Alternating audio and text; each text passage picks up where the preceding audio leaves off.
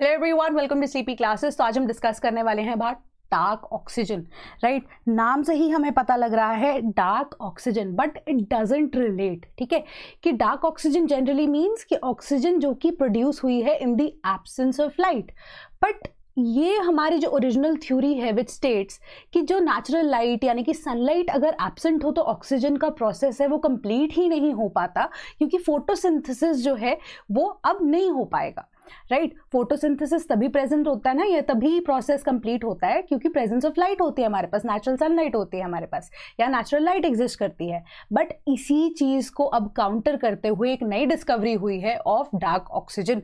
Right, that means कि oxygen can also be produced in the absence of light. ठीक है, तो ये अब डीप सी एरियाज में पाया गया। So everything you need to know कि कैसे प्रोड्यूस होती है, कहाँ पे मैक्सिमम पाई जा रही है, इकोनॉमिक इंपॉर्टेंस क्या क्या है, इस चीज को हम फटाफट से देखेंगे। सबसे पहले जब हम डार्क ऑक्सीजन की बात करते हैं, डेफिनेशंस यही हैं कि अनएक्सपेक्टेड डीप सी डेवलपमेंट हुई है इन द पैसिफिक। ठीक है, पैसिफिक के अंदर हुई है जहां पे सर्टेन मेटालिक रॉक्स जो है वो ऑक्सीजन बना रहे हैं in the absence of light, that is in the dark, without light और sunshine at the bottom of the ocean. ठीक है, ये एरिया कौन सा है, जोन कौन सा है, that is clarion Clipperton zone, जहां पे अब बाकी सारी जितनी भी डीप सी माइनिंग कंपनीज हैं उनकी आंखें गड़ी हुई हैं। दे वांट कि यहाँ पे डीप सी माइनिंग प्रोजेक्ट्स वहां पे शुरू किए जा सके। Why is that? Because the presence of ferromanganese nodules and resources जैसे कि कोबाल्ट या निकल हैं वो abundance में present है at the oceanic floor, due to which अब कंपनीज जो हैं उसके अंदर अपना इकोनॉमिक फायदा यानी कि पैसे का फायदा ढूंढने की कोशिश कर रहे हैं। बट अभी क्लेरियन क्लिपर्टन जोन जो है इट कम्स अंडर ISA, हमारा जो इंटरनेशनल सीबेड अथॉरिटी है ये उसके अंडर आता है, क्योंकि ये एरिया वो है जो कि किसी भी कंट्री के एक्सक्लूसिव इकोनॉमिक जोन यानी कि with in the 200 nautical miles वहां पे फॉल नहीं करता है। तो ये ओपन सी है तो किसी भी कंट्री को ये बिलोंग नहीं करता, इस वजह से ISA के अंडर ये फॉल करता है।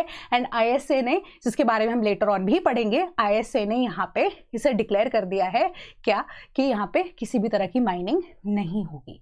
Right, so let's get started. तो क्लेरियन क्लिपर्टन जोन के बारे में आपको पता होना चाहिए। एज द इमेज शोज कि क्लेरियन क्लिपर्टन जोन जो है पैसिफिक ओशन में है। ठीक है, अब north eastern equatorial Pacific Ocean. So अब अगर आप यहां से देखेंगे ना, आप बोलेंगे कि पैसिफिक ओशन के तो ये साउथ साइड है, तो मैं नॉर्थ ईस्टर्न क्यों बोल रही हूँ। सो जब भी आप कोई मैप पढ़ रहे होते हैं तो वहां पे हमारे पास बिल्कुल सेंटर पोजिशन से आप देखेंगे कि हमारा नॉर्थ साउथ ईस्ट वेस्ट क्या है। ठीक है, उसी के बेसिस पे डायरेक्शन जो है वो परमानेंट रहती हैं। सो इंक्लूड करेंगे जब आप पूरा का पूरा वर्ल्ड मैप, तो ये नॉर्थ ईस्टर्न वाली साइड ही पड़ेगा। ठीक है, तो नॉर्थ ईस्टर्न पोजिशनिंग पे है ये पैसिफिक ओशन के अंदर, and is an abyssal plane of continental proportions। तो अब abyssal plane बेसिकली टर्म आपकी NCERT में एक्सप्लेन की गई है, बट abyssal plane दिखती कैसे है, कॉन्टिनेंटल शेल्फ के बाद कॉन्टिनेंटल स्लोप के साथ abyssal plane आती है हमारी, हल्का सा प्लेन एरिया जहां पे अब धीरे धीरे हम देखते हैं डीप सी के अंडर हमारा जो डीप फ्लोर है ऑफ द सी फ्लोर वो धीरे धीरे जाता है ट्रेंच की तरफ, जैसे मरियाना ट्रेंच बोलते हैं हम। ठीक है, deepest trench of the world. Right, तो इसी तरीके से different structures in the ocean. ठीक है, अबिसल प्लेन का ये है एक पार्ट है। ठीक है, अब इट लाइज बिटवीन हवाई and Mexico and falls under the ISA, international seabed authority, जिसके बारे में आपको बता चुकी हूँ। एंड ये नेम क्या सजेस्ट करता है कि जोन जो है it is bound by Clarion and Clipperton fracture Jones.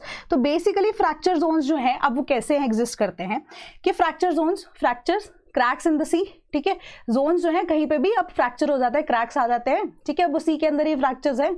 ठीक है, अब वो कैसे है, बेसिकली ये फ्रैक्चर जोन्स हैं, उसके आसपास ये, उसके बीच में आप कह सकते हैं एग्जिस्ट करता है।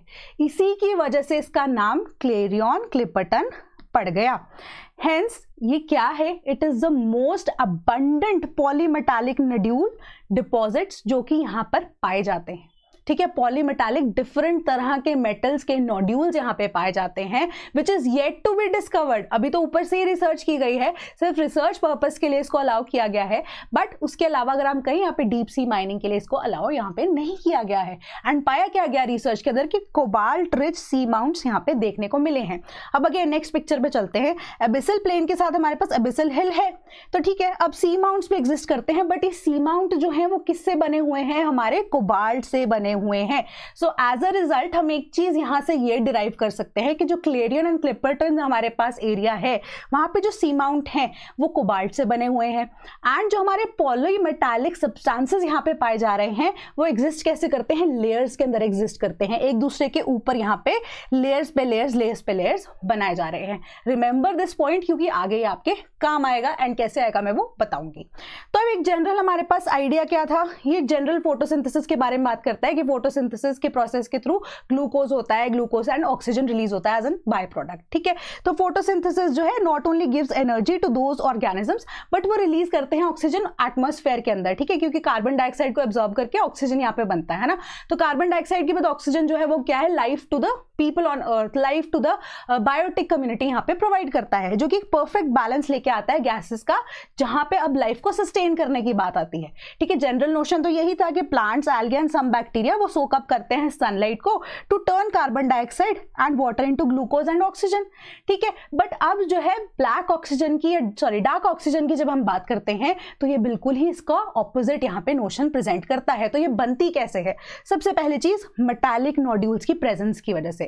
अब हम देखते हैं नॉर्मल एक इलेक्ट्रोलिसिस की बात करते हैं, एक कैथोड होती है, एनोड होती है, पॉजिटिव चार्ज नेगेटिव चार्ज, है ना। तो उसके बेसिस पे हमारे जब वाटर के अंदर हमारा जो सॉल्ट वाटर या एसिडिक वाटर होता है उसमें क्या होता है, हमारे पास H2O होता है। अब हमारे पास कैथोड बीइंग, अब हमारा पॉजिटिव, एनोड बीइंग हमारा नेगेटिव, राइट। तो अब ऑक्सीजन जो है ऑलरेडी नेगेटिव होती है तो वो पॉजिटिव के साथ जाकर मिल जाती है। देन अगर हम कैथोड की बात करते हैं, नेगेटिव चार्ज वहां पे पॉजिटिव के साथ जाकर मिल जाता है।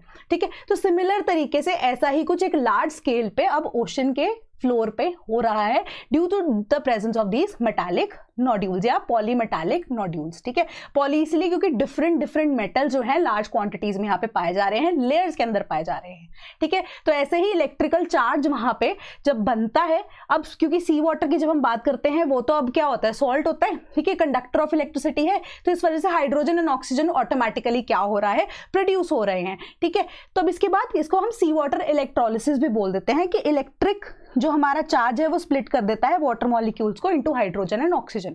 अब एक और प्रोसेस है जिसके थ्रू पानी के अंदर ही हमारे पास क्या ऑक्सीजन की प्रोडक्शन हो सकती है, दैट इज वाटर रेडियोलिसिस। बट वो किसके प्रेजेंस से होता है, रेडियो एक्टिव एलिमेंट्स की वजह से, कि जो रेडियो एक्टिव एलिमेंट्स हैं अगर वो डीप सी में एग्जिस्ट करते हैं तो वो आसपास वाले एरियाज को या आसपास वाले रॉक्स को जब डीके करते हैं उसकी वजह से वाटर पे भी इंपैक्ट पड़ता है, जो हाइड्रोजन एंड ऑक्सीजन को यहाँ पे प्रोड्यूस कर देता है। तो ये दो प्रोसेसेस जो है हमें देखने को मिलते हैं, जिसमें मेजरली अगर हम देखें तो यहाँ पे सी वाटर इलेक्ट्रोलिसिस इंपॉर्टेंट है, क्योंकि जितने भी हम एलिमेंट्स की बात करते हैं उसमें रेडियो एक्टिव से ज्यादा अगर हम देखें नॉन रेडियो एक्टिव एलिमेंट्स यहाँ पे प्रोड्यूस्ड है। ठीक है, मिल रहे हैं, पाए गए हैं। ठीक है, बट अब अगर आप पूछे एक जनरल सवाल जो मैंने आपको कहा था, अगर आपके दिमाग में आएगा तो ये चार्ज कहाँ से आ रहा है ना, क्योंकि जब हम बात करते हैं हमारे इलेक्ट्रोलिसिस की इन द लैबोरेटरी, वहां पे जनरली क्या होता है, इलेक्ट्रिकल चार्ज दिया जाता है। ठीक है, तो इलेक्ट्रिकल चार्ज यहाँ पे कैसे आ रहा है ओशन के अंदर, है ना। तो ये इलेक्ट्रिकल चार्ज आ रहा है due to the presence of these polymetallic nodules जो कि लेयर्स के अंदर एग्जिस्ट करती हैं। अब मेटल की एग्जिस्टेंस है, अब वो लेयर में ऐसा तो नहीं होगा ना पॉजिटिव के ऊपर पॉजिटिव आएगा, नेगेटिव के ऊपर नेगेटिव आएगा, है ना। तो आपस में अलग अलग लेयर्स में ये एग्जिस्ट कर रहा है। ठीक है, जिस वजह से अब क्या होगा फाइनली कि हमारा जो ये इलेक्ट्रिकल चार्ज है वो इंक्लूड हो जाएगा या वो बनना शुरू हो जाएगा, जिस वजह से अब जो हमारी आप कह सकते हो मॉलिक्यूल्स की प्लेसमेंट है वो डिफरेंट एरियाज में डिफरेंट रहेगी, ब्रेकिंग डाउन द वाटर। ठीक है, पढ़ लेते हैं पॉलीमेटालिक नोड्यूल्स, जिसको हम मैंगनीज नोड्यूल्स भी बोलते हैं। ये एक चार्ज प्रोड्यूस करते हैं क्योंकि डिफरेंट तरह के मेटल्स आपस में कॉन्टैक्ट में जब आते हैं, डिपॉजिटेड इन डिफरेंट लेयर्स, ठीक है, ओवर मिलियंस ऑफ ईयर्स, तो एक नेचुरल चार्ज को ये प्रोड्यूस करेगा। ठीक है, इलेक्ट्रिकल ग्रेडियंट को प्रोड्यूस करेगा, जो कि अब क्या करेगा कि एक बैटरी की तरह, एक बैटरी के सोर्स की तरह एक्ट करेगा। उसके बाद जो सॉल्ट वाटर है वो तो कंडक्टर ऑफ इलेक्ट्रिसिटी ऑलरेडी है। ठीक है, तो इस वजह से इंटरैक्ट करता है जब वो सी वाटर के साथ, एक स्मॉल इलेक्ट्रिकल करंट या चार्ज जो है वो बनता है, जिससे पानी स्प्लिट होकर हाइड्रोजन एंड ऑक्सीजन में यहाँ पर बन जाता है, जिसको हम इलेक्ट्रोलिसिस भी बोलते हैं। बट ये इलेक्ट्रोलिसिस हमने अब लेबोरेटरी में देखा, अगेन सेइंग कि ये लार्ज स्केल पे यहाँ पर हम देख रहे हैं कि डीप ओशन फ्लोर पे हो रहा है। ठीक है, जिस वजह से हमारे पास डार्क ऑक्सीजन प्रोड्यूस हो रही है। सो अब ये हमारे पास पॉलीमेटालिक नोड्यूल्स नॉड्यूल्स की जब बात करते हैं, these are an important source, important metals, different तरह के मेटल्स यहाँ पर देखने को मिल रहे हैं। सो अब इनका इकोनॉमिक इंटरेस्ट क्या है, क्योंकि अब नई नई टेक्नोलॉजी जो आ रही है, ठीक है, एक चीज इसमें ध्यान रखना कि जो हमारे पास पॉलीमेटालिक नॉड्यूल्स हैं ये मिलियंस ऑफ ईयर्स के बाद यहाँ पे फॉर्म हुए हैं, तो अगर हम इनको एक्सट्रैक्ट करते हैं तो ये नॉन रिन्यूएबल सोर्सेज माने जाएंगे, ठीक है। तो अब इसी वजह से इकोनॉमिक इंटरेस्ट होते हुए भी इसको एक्सप्लॉइट करने की परमिशन यहाँ पे नहीं दी जा रही है, क्योंकि अगर हम इनका देखें कि यूजेज भी है बहुत बहुत तरीके से, बट इनको रिन्यू होने में, रिचार्ज होने में मिलियंस ऑफ ईयर्स लग जाएंगे, ठीक है। बायोडाइवर्सिटी इफेक्ट होगी अलग से। तो टेक्नोलॉजीज जिसमें हम कार बैटरीज बोलते हैं, विंड टर्बाइन, सोलर पैनल्स, ये जो है ये रेयर टाइप ऑफ रिसोर्सेज को यूज कर सकते हैं, that can be found in sea bed, ठीक है। सी बेड में अगर हम यूज कर सकते हैं इन सारे नॉड्यूल्स को डिफरेंट डिफरेंट टेक्नोलॉजीज में, क्योंकि डिफरेंट डिफरेंट एलिमेंट्स यहाँ पे हमारे पास है, निकल है, कॉपर है, कोबाल्ट है, तो ये सारी चीजें यहाँ पे यूज कर सकते हैं in making what non renewable resources से हम यहाँ पे रिन्यूएबल रिसोर्सेज को बनाने के लिए। बट अगेन ये वही चीज है कि हम नहीं कह सकते ना कि नॉन रिन्यूएबल रिसोर्सेज को यूज करके रिन्यूएबल एनर्जी को हम पावर कर सके, राइट। अगेन हमारा क्या फायदा हो जाएगा। देन मैंगनीज नॉड्यूल जो है वो वेरियस टाइप्स ऑफ मेटल्स का सोर्स है, जिसमें स्पेशली कोबाल्ट है।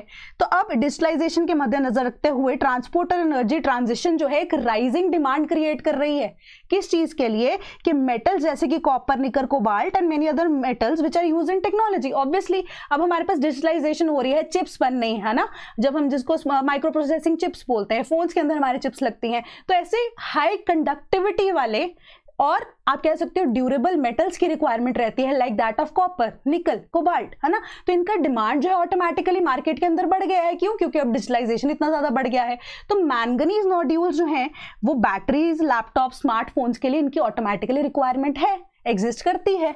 अब ई बाइक्स में भी इनकी रिक्वायरमेंट है, ई कार्स में भी, सोलर एंड विंड टर्बाइंस में भी, एंड इसके अलावा सोलर एंड विंड टर्बाइंस की स्टोरेज के लिए भी इनकी हेल्प लगती है, ठीक है।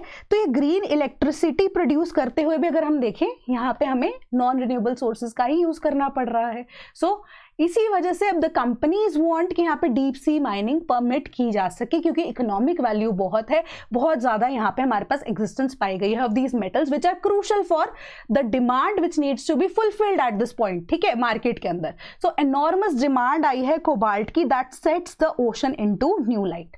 तो जहां पे अब अबंडेंस होती है वहां पे नजर सबकी होती है, ओपन सी के अंदर एग्जिस्ट करता है, तो बहुत सारी कंट्रीज ने अपना क्लेम भी इसके ऊपर दिया है। बट यहाँ पे हमारे पास पिक्चर में आता है इंटरनेशनल सीबेड अथॉरिटी। 1982 में इसको बनाया गया, ऑटोनॉमस ऑर्गेनाइजेशन है, यूएन क्लॉज यानी कि united nation laws of seas के तहत इसको एस्टैब्लिश किया गया as an autonomous international organisation, जो कि डीप सी माइनिंग जैसे प्रोजेक्ट्स को ध्यान में रखेगी, जो कि ओपन सीज के अंदर हो रहे हैं, अगेन एक्सक्लूसिव इकोनॉमिक जोन के अंदर यहाँ पे, क्योंकि वो तो कंट्रीज की खुद की डोमेन हो जाती है ना 200 नॉटिकल माइल्स वाली, ठीक है। उसके बाहर जो ओपन सीज है उसका ध्यान रखने का अब जिम्मा किसका है, हमारे पास इंटरनेशनल सीबेड अथॉरिटी का है, ठीक है। वो रिस्पॉन्सिबल किस लिए है, रेगुलेट करने के लिए डीप सीबेड माइनिंग, यानी कि एक्टिविटीज जो अकर हो रही हैं उन एरियाज के अंदर जो कि अवे है from mainland. And special emphasis ये किस चीज को देता है कि इंश्योर करे कि मेरीन एनवायरनमेंट जो है वो बिल्कुल सेफ है, प्रोटेक्टेड है from any kind of harmful effects जो कि आ सकते हैं from mining activities including that of exploration. तो इसके लिए अब क्या किया जाता है, इंटरनेशनल सीबेड अथॉरिटीज जो है वो areas of particular environment interest घोषित कर देती है। जैसे अभी के तौर पर देखिए 9 ऐसे एरियाज जो हैं वो अब घोषित कर दिए गए हैं APEIs, ठीक है, areas of particular environmental interest, ठीक है। तो ऐसे 9 एरियाज में से ये वाला एरिया जो है हमारे पास, ठीक है, क्लिपर्टन वाला एरिया जितना भी है उसको भी अब हमें APEIs के अंडर इसको एस्टैब्लिश किया गया है, ठीक है।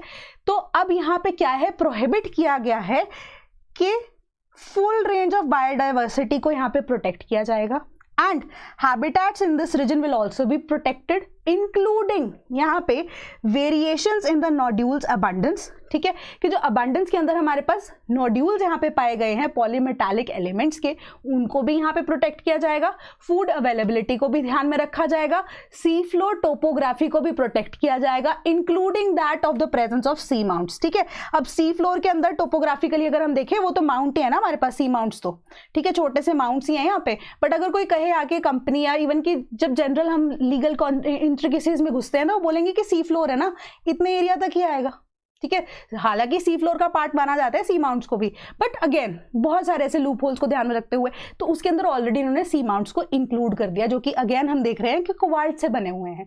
तो किसी भी तरह के एक्सट्रैक्शन की पॉसिबिलिटी को यहाँ पे नकारते हुए इंटरनेशनल सीबेड अथॉरिटी, राइट। तो मेजरली यहाँ पे हमने डार्क ऑक्सीजन के बारे में जाना, कैसे प्रोड्यूस होती है, कौन से इंस्टीट्यूशन जो है ये कौन से एरिया पे अभी तक ज़्यादातर पाई गई, देन इसकी इकोनॉमिक इंपॉर्टेंस क्या है, इंटरनेशनल सीबेड अथॉरिटी उसको कैसे प्रोटेक्ट कर रही है। एक छोटा सा यहाँ पे हमने टॉपिक आज कवर किया। I hope you liked it. कोई भी टॉपिक के रिगार्डिंग इशू है, कोई भी डाउट है तो आप हमें कॉमेंट करके भी बता सकते हैं। And in case if you are preparing for Punjab PCS, so we have a batch for you जहाँ पे आपकी प्रीलिम्स एंड मेंस दोनों की तैयारी एक साथ हो सकती है, जहाँ पे आपको टॉपिक वाइज लेक्चर्स मिलेंगे, आपके overlapping syllabus with UPSC as well as Punjab GK के freshly recorded lectures, right, along with the PDFs provided to you. Then आपको PYQs की PDFs भी दे दी जाएंगी, प्रीलिम्स की भी एज वेल एज मेंस की भी। देन करंट अफेयर्स की कंपाइलेशंस आपको 2023 onwards, international and national importance along with that of Punjab PCS current affairs PDFs 2023 onwards, right. अगर आप हमारे साथ एनरोल करते हैं सेपरेट टेलीग्राम ग्रुप में, आपके जितने भी डाउट्स हैं वो भी हमसे पूछ सकते हैं। देन आपको 20 टेस्ट दिए जाएंगे। अगेन यहाँ पे एक और चीज़ है, 21 टेस्ट आपको दिए जाएंगे, जिसमें से 10 टेस्ट आपके CSAT के होंगे, 10 GS के होंगे। एक स्पेसिफिक टेस्ट होगा जो कि पंजाब की again eco survey and budget के साथ यहाँ पर डील करेगा, all at a price of ₹10,999। कोई भी एग्जिस्टिंग कोड अगर आप लगाते हैं तो ये 10,999 की अमाउंट आपको कम होकर मिलेगी। कोई भी डाउट होता है कमेंट करके बता सकते हैं, आप हमें मेल कर सकते हैं sleepy.classes@gmail.com पे, या आप हमें फ़ोन भी कर सकते हैं डायरेक्टली 1800 890 3043 पे। So that is all from my side today. Thank you so much.